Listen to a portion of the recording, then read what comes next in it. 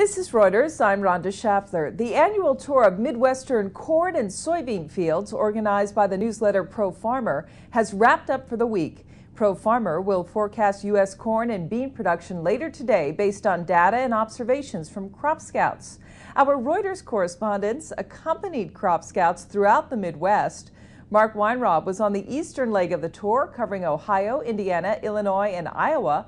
Michael Hertzer was on the western leg, traveling through South Dakota, Nebraska, Iowa as well, and both ended up in Minnesota, where they join me now on the phone with their own observations. Thanks for joining me.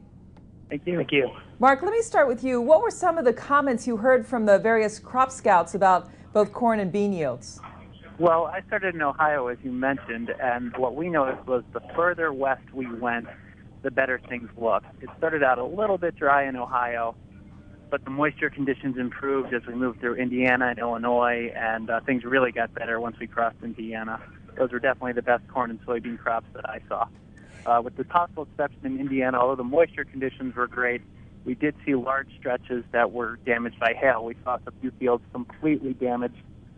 They probably won't get much yield out of some crops in Delaware County, which is on the eastern part of Iowa. Mike, let me ask you, you were on the western leg of the trip. How much of a factor is the weather this year from what you saw? Well, everyone was able to get their crops in the ground earlier this year on time. The weather was very beneficial for that, as opposed to some of the fields in the eastern Midwest where the weather delayed plantings. But it's been one of the coolest Julys on record across the Midwest, and the crop really needs some more heat to finish it out. Mike, let me ask you as well about insect damage. Was there a lot found by the crop scouts? There was not a lot found, but we did see some soybean aphids on the leaves of soybean plants, and we also saw some white mold on the base of the soybean stems. We saw a few corn aphids in some fields in Nebraska, where you'd walk into the field and you'd come out with these tiny little black bugs on your arms and all over your body.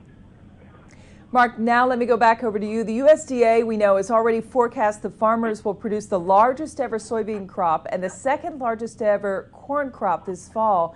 Any indications from the crop scouts as to whether Pro Farmer's forecast will mirror that?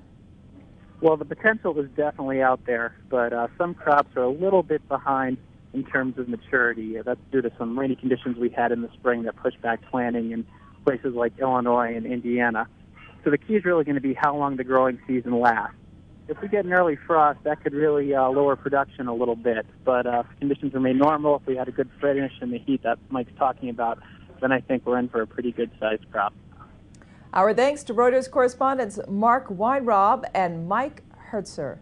This is Reuters. I'm Rhonda Schaffler.